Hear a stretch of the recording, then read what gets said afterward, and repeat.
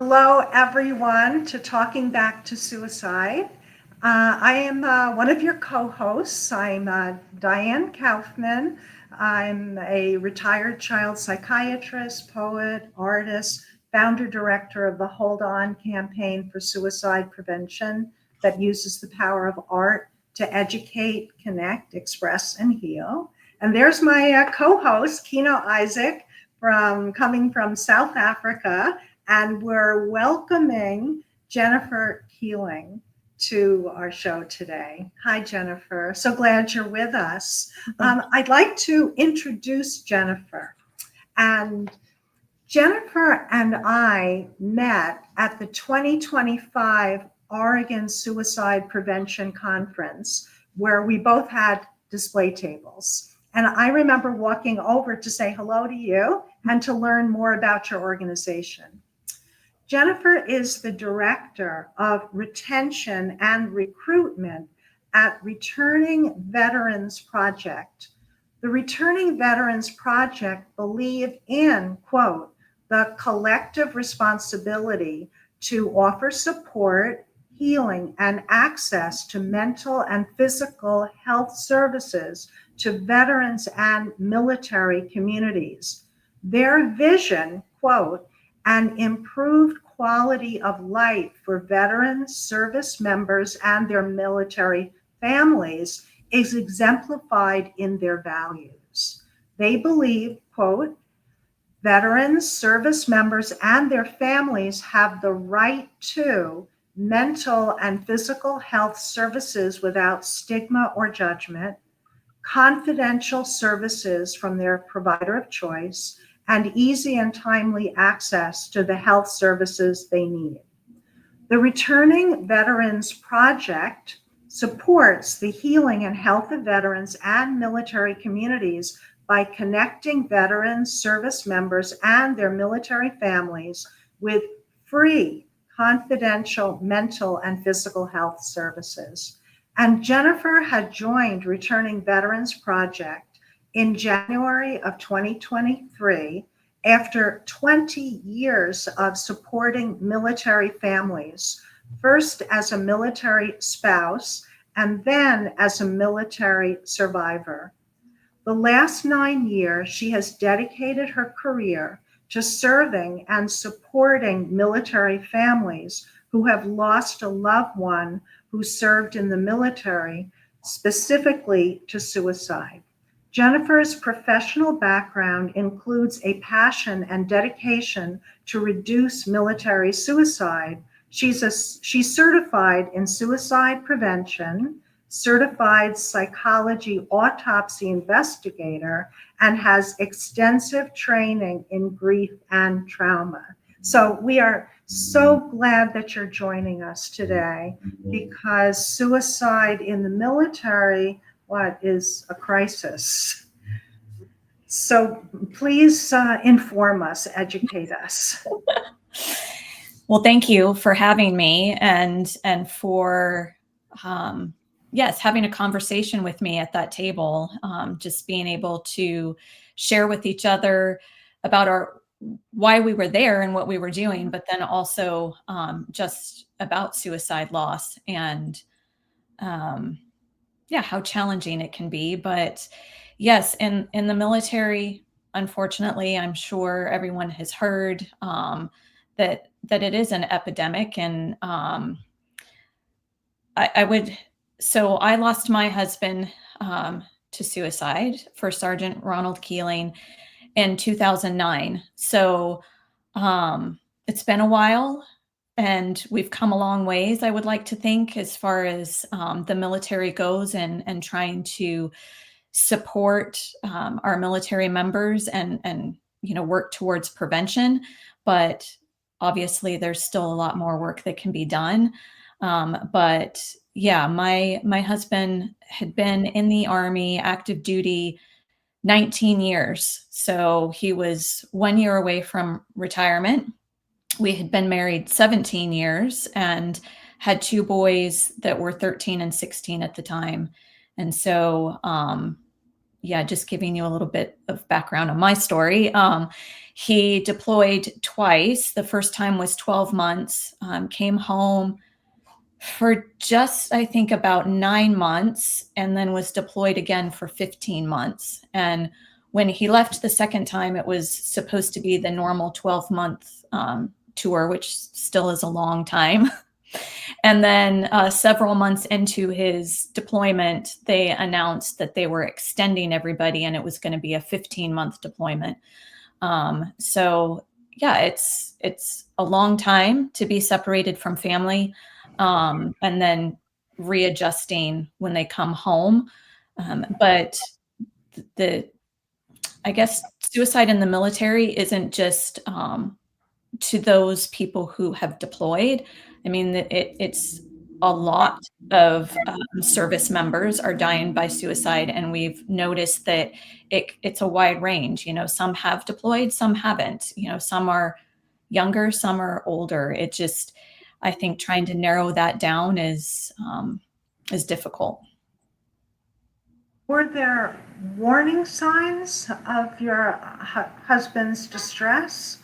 Yes, absolutely. I we always do the look back, right? When you look back and when you start getting involved in this field, you learn more and you're like, oh, okay, now I know, but back then I didn't know. Um, I knew there was something going on with him, obviously. So his first deployment, he lost his chief. He was really, really close with him. And my husband was the first one on scene when his sleeping quarters got hit with an IED. And so I say from that point on, he was never the same. He, came home from that first deployment and was on this mission of, I'm never going to lose another soldier. So when we deploy again, like my whole focus has to be on keeping them safe. And it was like hyper overdrive for him.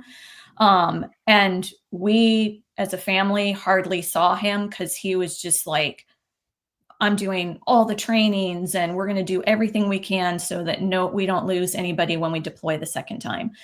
And when he deployed the second time, I think being back in that environment, it just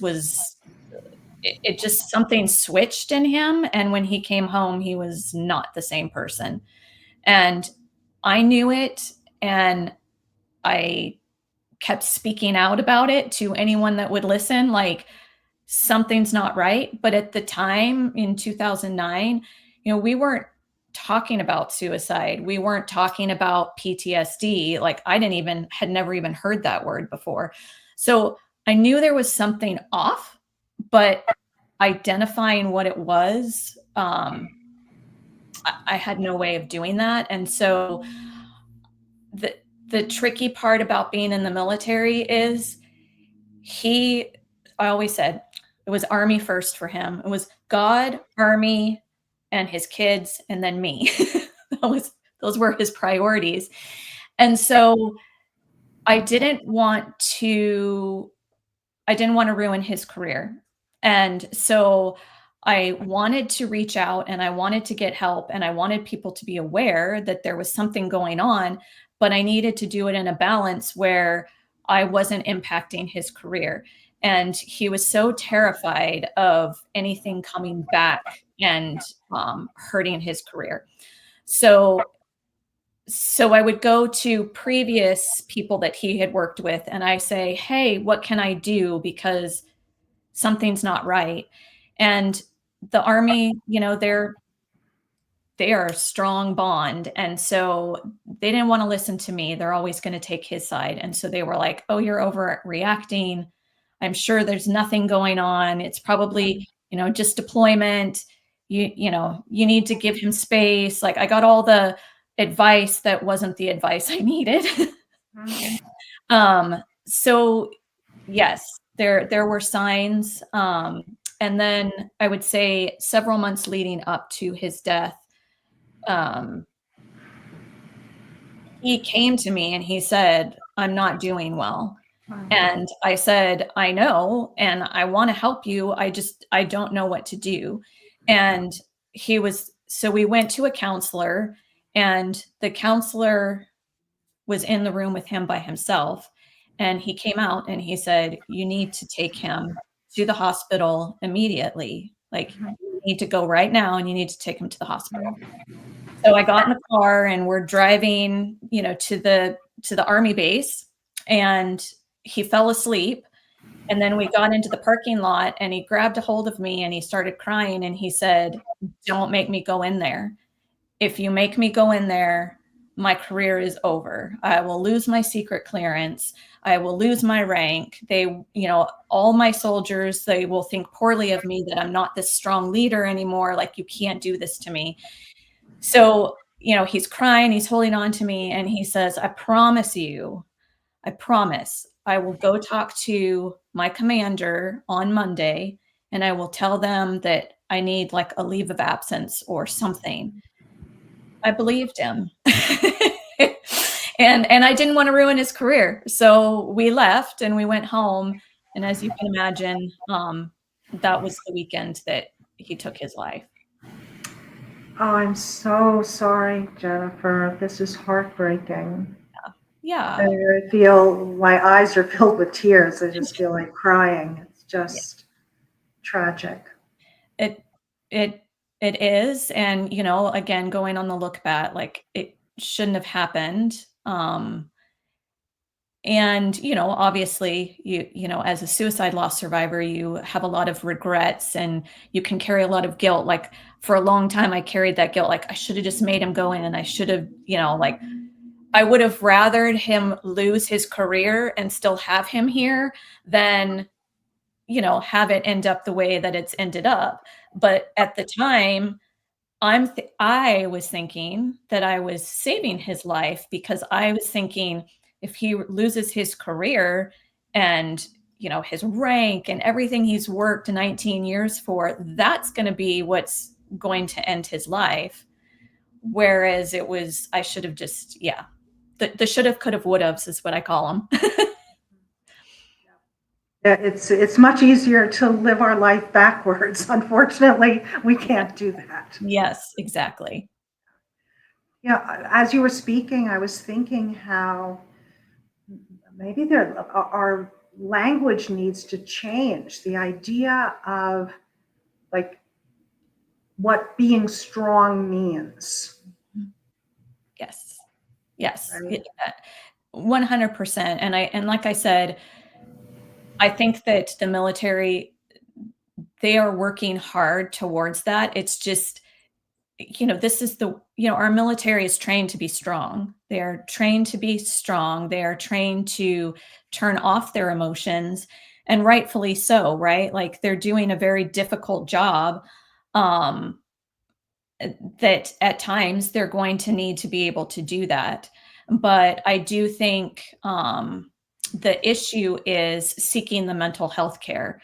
And that was, in 2009, for my husband, if he went to the hospital or if he went and got mental health care, you know, the secret clearance, that was the big one. Like, it took him forever to get this secret clearance so he could But do. could you explain what that means, secret Yeah, clearance? so there's certain jobs, that require a higher level of security, right? Like, and it's a process. Like, you have to go through investigations and you have to gather all of your financial records and, background checks, and it takes a lot of work to get this clearance, which will then allow you to handle, top secret information, have certain jobs that are, in higher levels that other people cannot get, because you've done this extensive background check.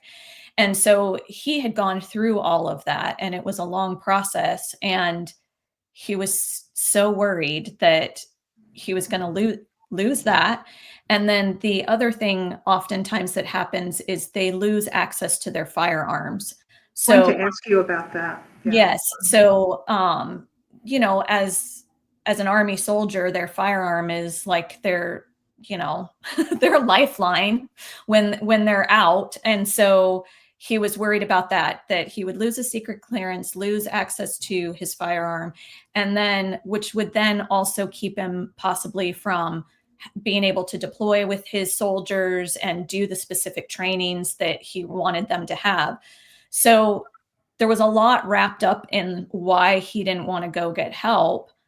And I think that is slowly starting to change. I mean, I wish it would change more quickly, but it is slowly starting to change. The military is trying to now find a balance of the physical fitness and the mental fitness, and I'm hopeful that that will just continue to grow. But there still are certain fields within the military that you're just not allowed to seek mental health care. And I know, like, for our pilots, for Air Force pilots, like, even if they go, let's say their family, let's say they have kids who need counseling because of deployments and all of that, and they want to go as a family unit, if that gets put on their record that they sought counseling, they're immediately flagged and they can't fly. It's just that those are the things that need to change. It just, and like you said, the language of what is strong and what's not strong, and what does it mean to be a leader? And, in my mind, being a leader is saying, look, I'm not okay, and I'm going to go make sure, I'm going to do everything I can to make sure that I get okay, so that I'm in the best possible space to lead you. To me, that's strength. And I think that's what needs to be reworked in our military. Your knowledge, Jennifer, are there mental health promoting activities or services? So I'm differentiating that from suicide prevention. Are there aspects of the military service or military training, almost ongoing, that's also promoting mental health across the way? Again, I will say they're trying. They are trying. I think the problem is it's a check the box. So the military will say, here's all the things you need to do, one, before you deploy, and then here's all the things you do when you come back from deployment. Or, even like I said, not deploying, just day-to-day operations. They will have days where it's, like a mental wellness day or something, and it's all, programmed and planned out. But they joke and they say, well, yeah, it's supposed to be for our wellness, but it's mandatory. We have to be there, and all of our chain of command's going to be there. So, they're not going to sit there and open up and say, yeah, I'm struggling, because people are watching, right? So, so we call it checking the box, right? Like, they'll go, oh yeah, I have this wellness day I have to be at, and it's required. So I'm going to go and I'm going to sit there and I'm going to do all the things. Check, check, check, check, check. I did it. I'm done. But I have been hearing that, they're working hard at trying to make options more available, as far as telehealth options, mental health telehealth options, so that they can get the mental health support, and then it's not like a red mark on their file because they're just seeking this extra telehealth care. So I'm not really sure, though, how that's going to work as far as, going on their record.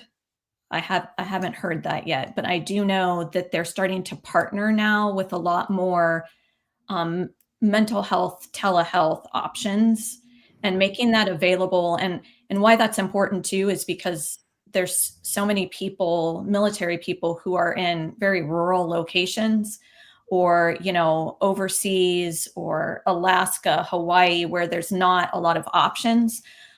So this kind of widens up the options of care. I remember when we met, I think I had given you an art card of a poem that I had written um, from a New York. I was inspired by a New York Times article written in, I believe it was 2019. And it was suicide is like more service men and women have died by suicide than in combat in the military. Yes. In addition to feelings of shame and stigma and potential impact on one's career, what do you see as risk factors for mental health, distress, disorder, and also potentially suicide? There's so many things, right? There's, um, the perfect storm, right?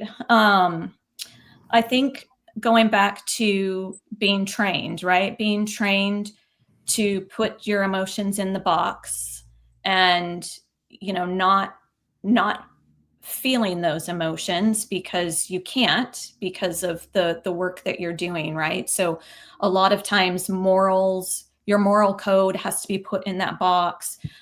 Your feelings, your empathy has to be put in that box. And so, but I don't think there's really good training at putting it in the box. There's not good training at how to take it out of the box. And I think what happens is they're afraid to take it out of the box because once they open it up, then they're going to have to feel all those feelings, right? And and they're so worried that it's going to overwhelm them and be too much. And they're going to have to address all of those emotions that they keep it in that box. I think too that the military, they also have that sense of service and putting others before themselves. And so it's always, I want to take care of my soldiers. I want to take care of my, whoever's below me, or I want to make the people above me proud. And so they're always focused on everyone else. And so a lot of times when they're not doing well, and I have seen this not just in mental health care, but pain management too, like they're like, oh, well, but that person's so much worse off than I am. So I don't want to go use up this care or take time from this doctor when that person needs it more than I need it. And so a lot of times they will not seek the care they need because they're like, I don't want to take up space. Like my issues aren't as bad as somebody else's issues. And so there's that mentality. I also think, I know we hear it all the time, but sleep is another, huge factor in suicide risk. And I think that they're trained to have to stay awake for a good amount of time, and or they work long shifts, or they work overnight and then they have to turn around and flip-flop and work during the day. And so I think their sleep schedules get really messed up, and that's an impact. I know I'm talking a lot, sorry. My other one would be desensitization, right? They're trained they're trained to shoot, they're trained to kill, they're trained to go into dangerous situations and have this heightened, sense of anxiety. And so I think that um, unfortunately dying by suicide isn't it isn't scary for them because they are desensitized to that kind of trauma. It's just it's not for someone like me, thinking about that, it would be scary, it would be intimidating, but for them, it's not scary. There's some theories that I've read of that talk about that, like accommodation and ease, right? Yes. About lethal means. Right. Yeah. To what extent does alcohol or drug use play a role? I definitely think that's that would significantly play a role. I will say for my husband, yes. That was one of the things I saw happening with him was he started drinking a lot more. And so I think that, having the alcohol in their systems or possibly drug use, again, going back to the desensitization, now they don't have any inhibitions, right? They're relaxed, they're at ease, even more so. And I think that the military culture in itself promotes, alcoholism, and like you go out and you all have drinks with each other, and so that's another one of my issues. Is I think if we, again, going back to that culture, if we could change that culture of, instead of that being the thing everybody does to, like build camaraderie and all that, and turning to alcohol, I think that I would love to see that change. What are your thoughts listening? Hi, Jennifer. Thank Firstly, condolences for your husband. you. You're quite strong, and I'm glad that you have that strength within you to come onto such shows and talk about it. So we can all prevent it from happening again. I'm going to ask you like an extremely random question.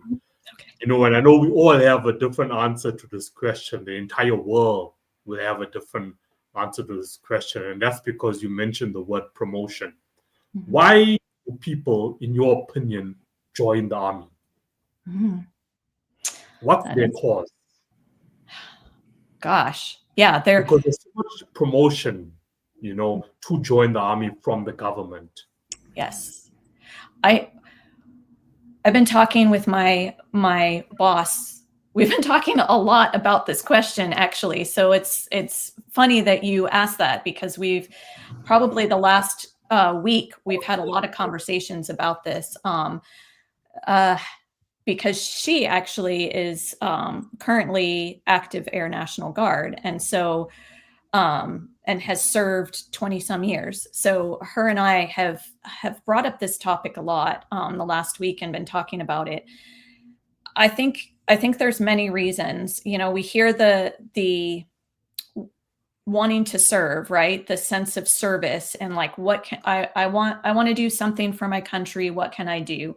I think that happened a lot, post 9/11. I think there was a lot of people who joined because of that. They were like, I want to do something for my country and like support my country, and show that I've got my country's back, right? There's that sense. Um, I think there's also a big sense of people who want to get out of the environment that they're in. Maybe they live in a small town, or maybe they don't have a great family dynamic situation, or they just are like, I don't have a job, I don't want to go to college, I got to get out of this small town, what can I do? And the military presents them with this option of, hey, you can get paid, we'll take you away from this small town, you can see the world, right? You can go to all these cool places and see the world. And I think that's a draw for a lot of people as well. I like that answer. You like, I get what you said first. I want to serve, I want to protect my country. But that second answer is like, it's an escape. Yes. This is an Yeah. escape for me now. This is my way out. Out. When you said your husband lived by your motto, God, army, kids, me, there's something wrong with that, right? Yes. There's definitely something wrong with that. Yes. Like, I feel, for me, I mean, that wouldn't be something or code I would want to live by. Do you feel this code is still lived by in the Army at the moment? That Army I comes yep, second? I do. I do. I think when you sign on that line, you are committing to say, I am putting everything else behind me, and this is going to be my all, my everything. And I think the reason why is because of the possibility of, you know, having to leave and be gone long periods of time. So it's like the military is going to be my family. They're going to be my first family, and I'm going to do everything I can to protect that family, and then everything else is secondary. And I think Yeah. as a spouse, as a military spouse, I think a lot of spouses don't realize that, right? Like you think, oh, I'm just, you know, I'm going to marry into this military life and it's going to, you know, I'm going to be taken care of and I'm going to have insurance and we're going to have housing. And you don't realize that until you get involved in it. And then you realize like, okay, there's like two separate lives, right? Like he's got his family here and he's got his family here. And when he's over here with this family, the military family, I'm now the person in charge of everything else. And so a lot of weight falls on the spouse because now, you know, they're solely focused on doing their job and taking care of their military family. And now you're in charge of everything else. And I think that's something that should be explained better when marrying into the military, because I think it's can be a rude awakening for a lot of people where they're just like, wait, I didn't, you know, I signed up for this partnership.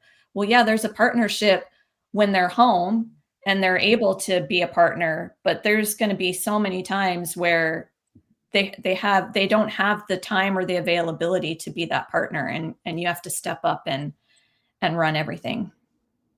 Yeah. I feel self-awareness, plays a huge role. Like we don't really evaluate or ask ourselves questions, before actually joining the army. Like I'm going to use an example. If I'm joining the army in the States, within the oath itself, it says I am going to obey and take all orders from the President of the United States.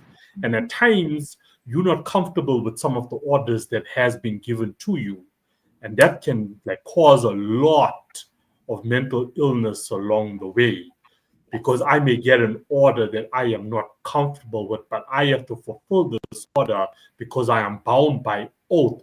And if I don't, I'm going to be judged by that family. So I'm forced to do it. And then I come home and I got to live with what I have just done, following an order that I was just not comfortable with. It didn't feel right to me. Yep. You just 100%. Like, What I was yeah, talking about. You summed it up perfectly. What I was talking about, the boxes, right? And your moral compass, like everything, the moral compass and, how you think and how you feel, and all of it has to get put in that box. And you're absolutely right. You have to live with what you did because you signed that oath. And yeah. I was just talking with one of our volunteer providers at Returning Veterans Project, and they were talking about how, in working with a veteran who is dealing with that and like afraid to open that box, right? Like if I open that, it's all going to come, barreling out. And how do I live with it then? Because I know what I did and I'm not okay with what I did over there. And so I stuffed it in the box. So now if I open it, I have to deal with the consequences. And she was saying that what she works on her veterans with is what you just said. Like, that was your job. Like, you were doing your job. You were doing what you were commanded to do. You were doing what was instructed of you. So you have to separate the two, right? Like, yes, it went against your morals and your moral compass, but at the same time, you were doing a job that you were told you needed to do, and you did it, and you did it effectively in the way that you were instructed. And so you have to somehow disconnect the two. How do you do Yeah. that? That's so hard. See, that's why I mentioned self-awareness, so before actually making that oath or wanting to join the army, I need to ask myself, am I going to be comfortable, when I make this oath? Because who knows what order I am going to get? It's not always going to be in my favor in what I'm comfortable with doing. There's going to be orders, that's going to come from the president because that's in the oath and I have to follow that I'm not going to be comfortable with. So am I going to be okay with doing it? Is it going to be worthwhile? Nobody, in my opinion, as a human, can ever box away their emotions forever. It's impossible. We can't control that. No matter how hard we try, my heart can get broken and I'm going to be like, okay, Kino, I'm going to be strong. I'm just going to put it in a box. Tomorrow I'm going to wake up. That emotions is coming out again. There's no way. You mentioned, that I was going to bring it up, but then you already mentioned that there's already exercises, to deal with mental illness before actually going into combat. Because what's been happening is we've been dealing with it, like PTSD, for example, afterwards. Strength.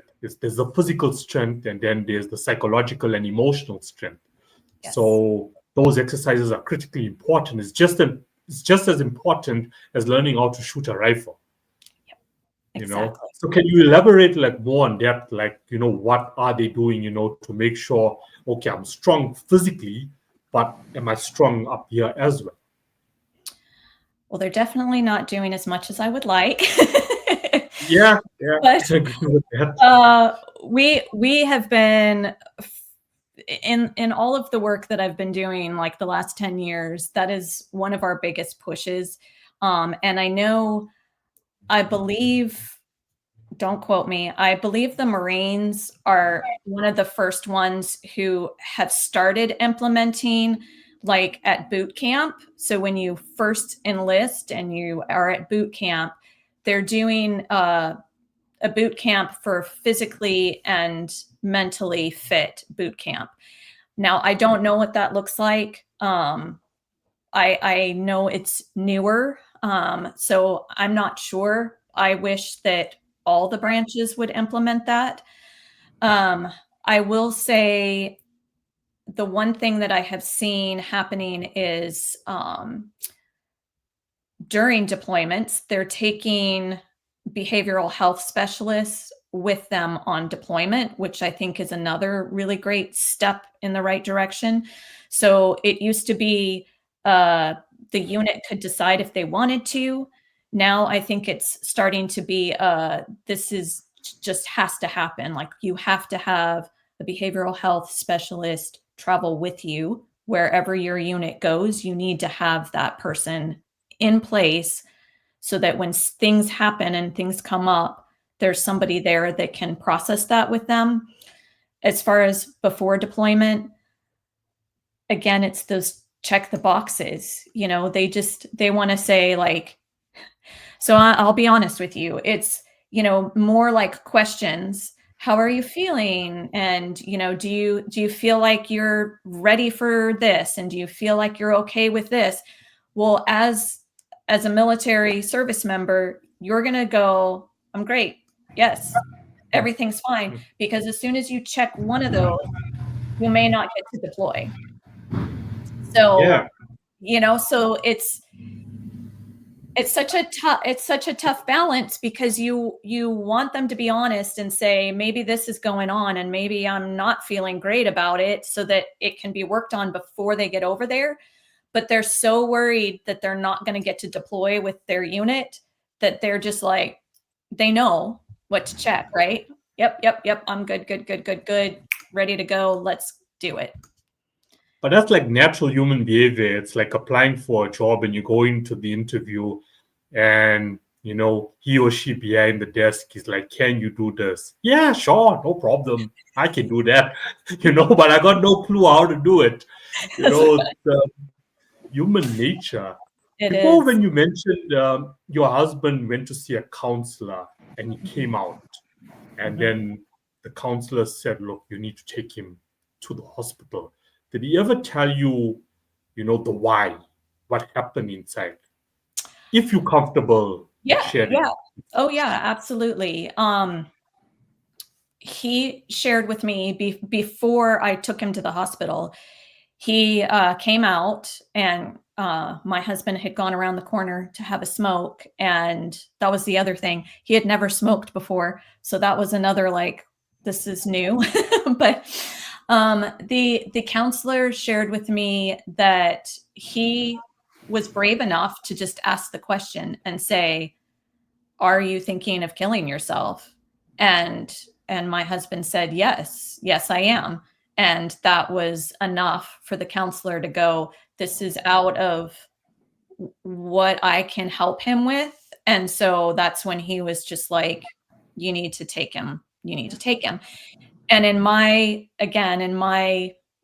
being naive, when we got to the hospital and he's like, don't make me go in, I'm thinking, if I make him go in, that's what's going to be what causes him to kill himself. If I don't make him go in and I just keep watch over him until he goes to see his command on Monday, we'll be good. I will say that what happened was over the weekend, one of his soldiers got in a DUI accident and was in the hospital.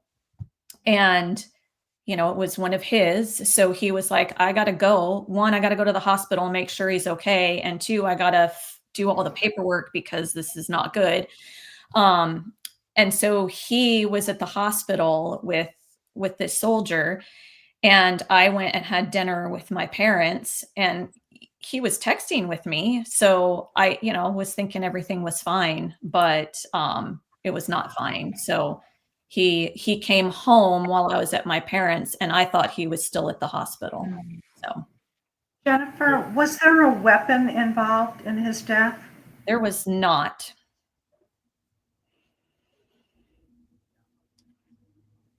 Ironic. It sounds like you were acting in what you felt was his best interest in trying to save his life, whereas ultimately, at this point, his life couldn't be saved.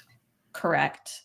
And I will be honest and say it took me years to get to that, what you just said.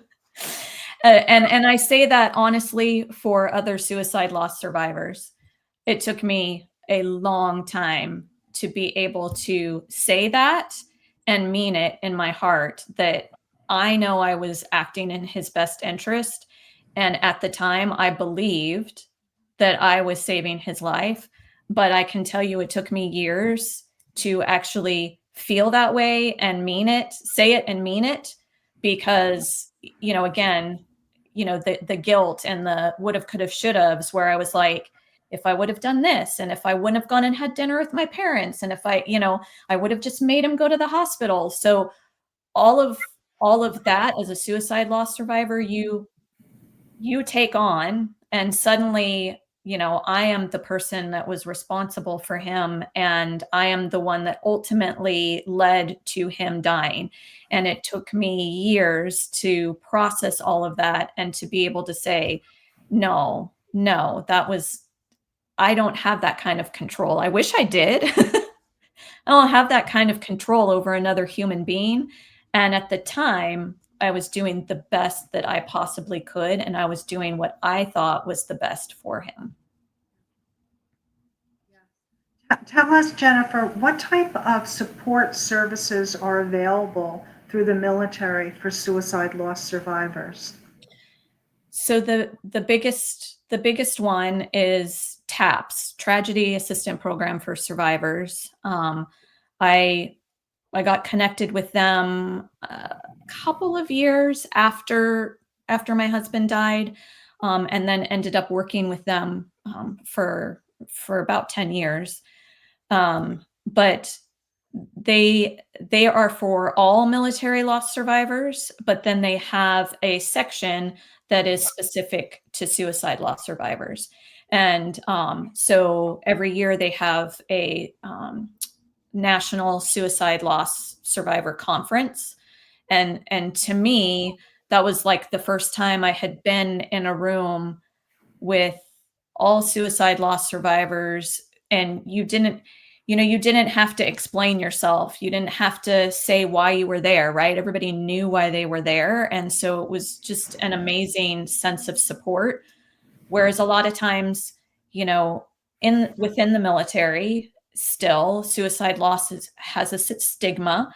So, I would go to a function where it's all military lost people, and then they would be like, "Oh, well, was your husband in Iraq when he died?" And then when you say, "No, he was at home." "Oh, did he die in a car accident? Did he, does he have an illness?" And you're just like, "Oh my gosh, no, he died by suicide." All of a sudden it's like, "Oh," and then you're judged. And so it to have a space where you're not judged and everybody's there for the same reason, it was a huge turning point for me, to have that kind of support. And your children received help too? So, uh, TAPS also has a Good Grief Camp, for all the surviving kids. When I found TAPS, my boys were, they were 13 and 16 when their dad died, and I found TAPS a couple years later. So they didn't want to go to Good Grief Camp.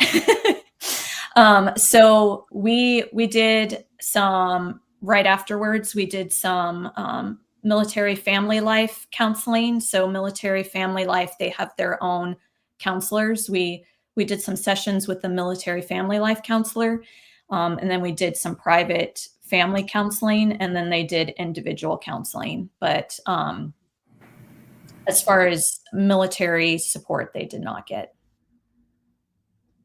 Could you say a few words, Jennifer, about suicide for those who are not in active service? They're not deployed, or maybe they've never been deployed, but they're in the military. I think there's an increased risk of suicide for them too. Mhm. And what would be the factors that you think would lead to also that leading to suicide? It's a hard question because has to do a lot with the branch of service, like depending on which branch of service they're in, a lot of the factors go up. Like the Navy, for instance, oftentimes they're on ships for long periods of time and they're not deployed, but they're confined to a ship, and oftentimes it's not a great environment as far as comfortable. And it's not a luxury stay, it's a ship, right? Submarines, same type of thing. I think the pressures of just the work schedule, and sometimes the hours can be flip-flopped. Maybe they're working, they may work 24 hours a day on the weekend, but then have to turn around and work their regular schedule during the week. So then their sleep again is all mixed up. And then again, going back to that question of why do people join the military? This was the conversation I was having with my boss is, what are people bringing with them when they join the military? If they are trying to escape something, they're bringing all of that baggage with them. So how does that impact them? And maybe as they're escaping, they feel strong and healthy, like this is my escape and I'm doing great. But maybe there's something, maybe it's the lack of sleep, or maybe it's, something in their job causes a trigger for them. And all of a sudden all of that baggage and trauma is released. And so going back to having that behavioral health person stationed with them no matter where they are. And, you know, I know they have chaplains as well. Like you can go see a chaplain, but I think that a behavioral health specialist is what's needed because, you know, they need somebody who's not attached to the Army, who is, you know, not attached to religion, who is just completely a neutral person that they can go to and just be like, this is what's happening. And then they don't have to worry about it going on their record. They don't have to worry about, you know, their leadership knowing what exactly is going on. They can feel safe in that sharing. I wanted That to was well said. I wanted to add to the conversation too, the research that has been done lately on traumatic brain injury from use of certain weapons where there's a ricochet in the brain itself, Yes. and there's been increased risk of suicide Yes. related to that. I mean, sometimes it's been studied for men who have been in football, right? Yes. But Right. it's also related to use of weapons in the military. Could you say something about that? Yeah, I am by no means an expert, but we've had a lot of people come and do trainings for us about TBIs because it is, I think a lot of military, they didn't even realize that they had one because it wasn't like, you know, they fell and they hit their head, you know, so they were like, I wasn't in an accident. I didn't roll my Humvee. But yes, maybe they were in an explosive situation where there was that impact. And they had no idea that it had even, you know, done anything to their brain. And so, yeah, there has been a lot of research, and I think the VA is doing a really great job as well of now looking at that as, let's just go ahead and do imaging of the brain and just see if there's anything going on in there that might be TBI, which then in turn, now we know, like, how can we help this? Whereas, you know, nobody was talking about it before. And so it wasn't even looked at. I think a lot more is going to be done in that direction. And I think it's going to be really impactful, I hope, on the suicide numbers.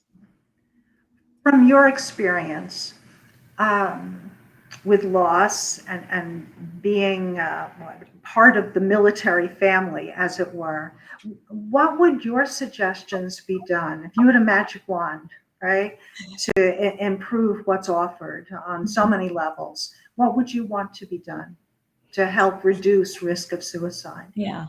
I think what I mentioned just a second ago about having that behavioral health specialist in every unit. And I think for me personally, you're asking me. So, I mean, if I had a magic wand and I could change the military, that would be what it is. I think they have good intentions of saying, you know, we're going to put this chaplain here for you to talk to, or we're going to put this, they're called MFLACs, the Military Family Life, right? We're going to put them here, but they're connected, right? They're in uniform. They're wearing the same uniform you're wearing. So I feel like that right there is intimidating. They're not going to be open and honest because they're like, you're wearing the same uniform as me. So now this is just the whole chain of command all talking together, and I can't let on that I'm not doing well. And so I really feel like it has to be somebody who is not wearing the uniform, somebody who is not connected to the military, but is embedded and saying, like, I'm here with you guys and I'm going to do everything with you all, but I'm not here to tattle on you. I'm not here, you know, like, you're going to come tell me and then I'm going to go tell your commander. I think it needs to be that would be my biggest recommendation. And my other magic wand would be doing the mental fitness with the physical fitness.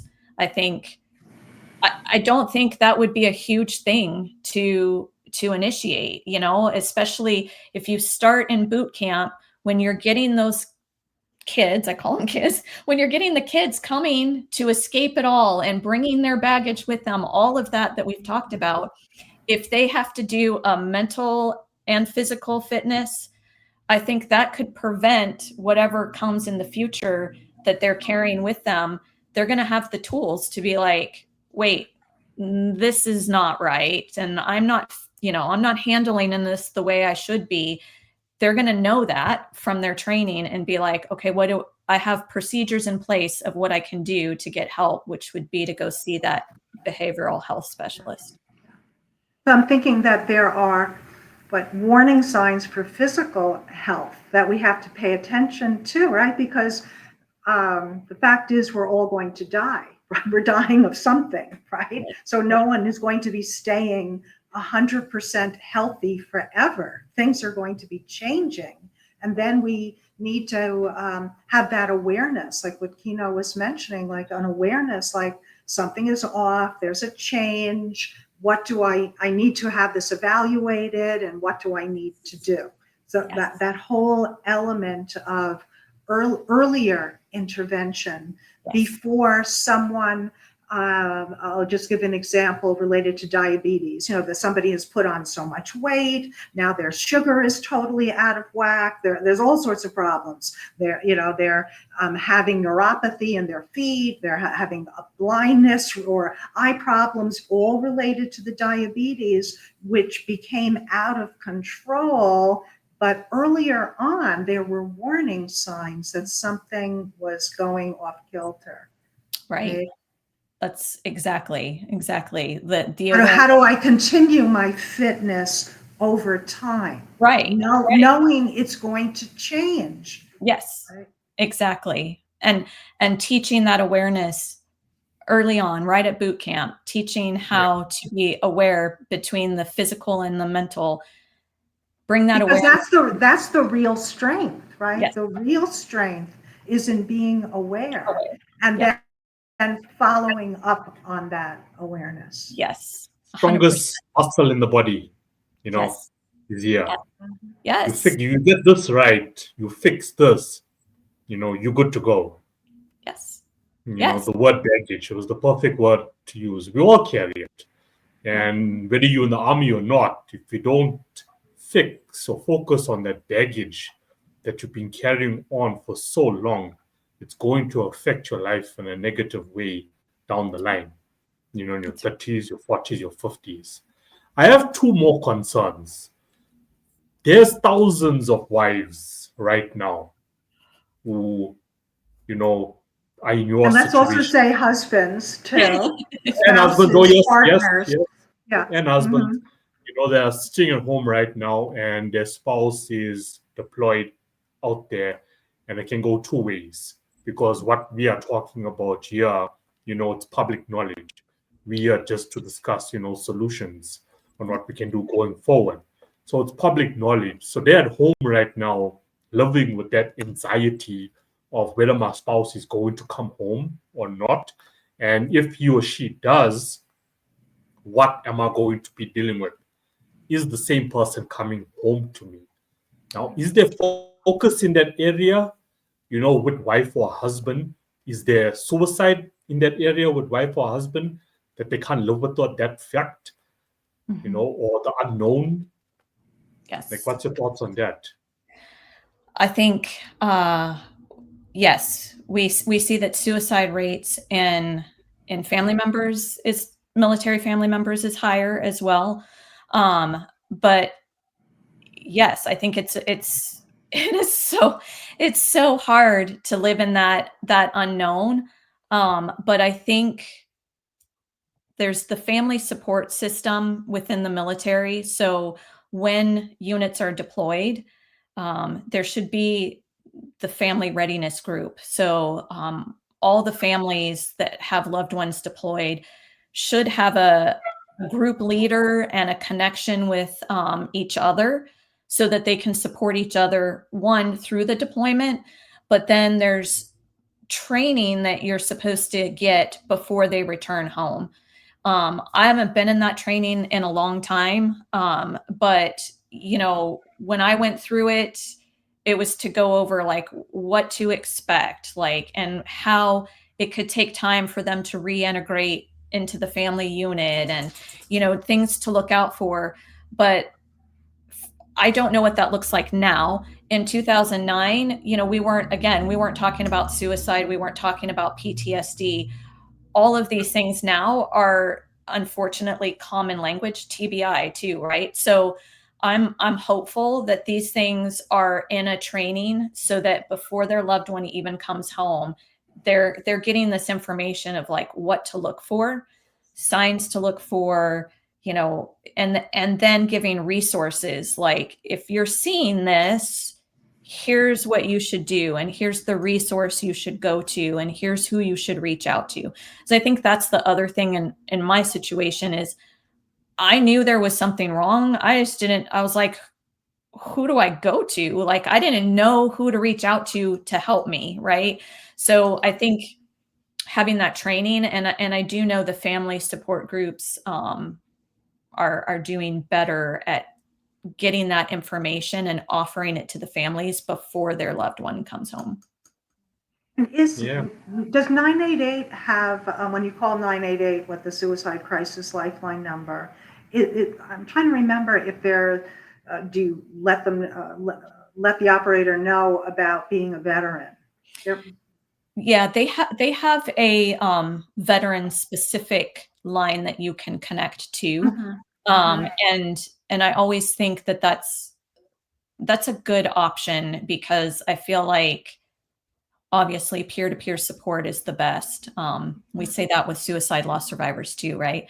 Connect with somebody who's lost somebody to suicide because you have that connection. Connect with somebody who served because you immediately have that connection. So yeah. And Jennifer, could you talk a bit about the Returning Veterans Project? What services does it provide? Sure. So we're a small nonprofit, and we service Oregon and Southwest Washington right now. Oregon does not have a large military installation. We're like one of the few states that we don't have a base here. So what 20 years ago is when this year's our 20th anniversary. 20 years ago, our founder, she started seeing a National Guard member who had just come back from Iraq and was going to have to redeploy. And she was like, expressing all of the stuff she's been through. And the provider was like, I don't know what you're talking about. Like, I'm not familiar with the military. I don't know what you're talking about, but I want to know and I want to help. And so she went looking for education around military culture. And then she reached out to some of her licensed LCSW friends and said, hey, would you all be willing to see somebody coming back free of charge? And, let's help them as they're returning home. And so that's how we got started. Now we are, like I said, in Oregon, Southwest Washington, we offer free confidential mental health care and somatic care. So we have chiropractors, acupuncture, and massage therapy. These are the things that are not normally covered by, a lot of insurance, or it's hard to access the care, right? Like, they might have, the VA, I think, has one chiropractor that they can see. And so they're 6 months out. And so what I do is I go out to our community of providers, licensed providers, and I say, would you be willing to see one military member for free? And if they say yes, we give them a military culture training. Why is the military unique? Why is this population different? What are some things that they might talk about that you're not familiar with? And so they get the basic military culture training, and then they're added to our online directory. And so to access care, a service member can log into our website, click Get Services, and our directory will pop up, and all of our providers are listed. And so they can read a little bio and determine who they want to see, and they call that provider directly and start start scheduling care. And I say call them directly. That's like really pivotal because, they don't have to wait for a referral. They don't have to call us and then wait for us to refer them to that, mental health care provider or the chiropractor. They immediately call them and can start care sometimes that same week. So it's immediate. We know sometimes the barriers to care, like when you finally get to that point where you're like, I'm going to get help, right? You need help right then and That there, moment. Yeah. in that moment. And if you start having to jump through hoops and make this phone call and get referred to this person and then wait for this person, by the time you finally get a hold of them, you're like, I'm over it. I don't want care anymore. So we really try to make it barrier free as easy as possible so that they can get connected right when they're at that moment of saying, I want care. And what is the website in case we have someone in the audience who would want to reach out, who's living in Oregon and part of Washington? So we say Southwest Washington because of the proximity of where Oregon, like, I guess the next big base is up further in Washington. But in all honesty, all of our providers who are licensed in Washington, they can see anyone in the state of Washington if they do telehealth, right? So we say Southwest Washington right now, but we're hoping to just remove that and say Washington because if you're licensed in Washington, you can see anyone no matter where they live. But it's www.returningveterans.org is our website. And if you want care, you click on Get Services, and then our online directory will open up. But so we offer that to veterans, active duty service members, and their families. And I like to say that because a lot of services are not offered to the family members. And going back to what I said about being a family member and going through the things that you have to go through, when I heard that the services were offered to families, I was like, how do I become a part of this organization? I want to support them because it's so important that we support those who are supporting the military, right? They're shouldering almost just as much as that military member. So I love that we support the families too. Jennifer, do you have any last words to share with us? Oh, wait. I just want to ask one more question because you mentioned license. So what if I'm staying in Los Angeles, for example, and I reach out to you? Are you allowed to assist me? If you're in Los Angeles, no. The problem with, during COVID, it was great. Now, not so much. So in order to, even telehealth wise, you have to see a licensed provider in the state that you live in.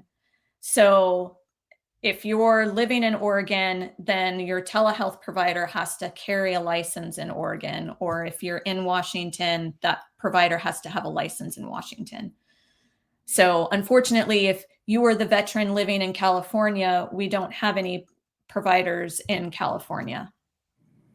But if you had someone who had a license in California. Yes. You would recommend them. Yes. Yeah. And we have, on the flip side of that, we have providers who do not live in Oregon and Washington, but they hold a license. That's the key part. Yeah. Yes. Yeah. So, they may live overseas, or they may live in Idaho, but because they have multiple licenses, they can see somebody in that state, but they have to see somebody with a license for the person that resides in that state, if that makes sense. Jennifer, are there other organizations that have a similar ethos to Returning Veterans Project in other states? I wish. we get asked this all the time, like, aren't you nationwide? And we're like, we would love that, but there's 4 of us. So we're small and mighty, and we would love to do more. But there are organizations like Give an Hour who I think they are nationwide. You can look them up. They do offer some free services, but you know, it's a unique thing that we offer because it's free. It is 100% free, and we don't ever ask. Like, there's not a time limit. So, you know, people will come to us and go, "Oh, so I have 3 free, you know, services, and then you start charging me?" Like, no, this is free for however long you need the care. Which that's unique too, because a lot of times, you know, it'll say it's free, but then there's only so many sessions you get for free. So any last words, Jennifer, you might have? Just Let's say someone is out there struggling right now, whether that's a military member or a family member. I just want everyone to know that there is help out there. And I know sometimes when you're trying to find it, it can be challenging searching through all the different links and like trying to find what you need. But don't stop searching. You will find help and support. And if you don't, like, please reach out to us, because even though we're just Oregon and Washington, we truly, truly have a heart to want to serve and help. And so we may have a resource somewhere else that, you know, we can at least direct you to, or a website, or, you know, we try to bridge community partnerships. And so, you know, if searching becomes too overwhelming, like, please reach out to us or anyone you know that could just point you to the right direction. But don't ever stop trying to find that support, because I think that that is the key, is just not battling it on your own, and also knowing that that there's hope. There's hope out there, and even if you're going through a tough time, there's a light at the end of that tunnel. And maybe even And to there's everyone some out light there in the that tunnel wants- too. Yeah, say what you're going to say, Kina. Oh, sorry. Yeah, I was just going to say, you know, anyone out there that is thinking about joining the army, do some self-reflection first, Yes. please, for your own benefit. Yes. Self-reflect on the decision. Make sure it's the right decision for you. Do not be pressured. Do not be forced. Yes. I would add too, because of course, you know, we all know that phrase, there's light at the end of the tunnel, but hopefully there's also some light in the tunnel too. Yes. It just gets more and more bright as you reach the end of it, but there is light. There can be light in the tunnel. Yes. Agreed. Agreed. Thank you so I much, just wish there Jennifer, would be for no more joining wars. us. Think about it from a macro point of view. You know, if the whole world could just be at peace with each other, we wouldn't need an army, you know? Oh my goodness, yes. Very Mhm. true. We wouldn't. It's true. Yeah. Thank you, Jennifer. Thank you so Bye. much. Thank you, Jennifer. All the best. All right. Bye. Bye.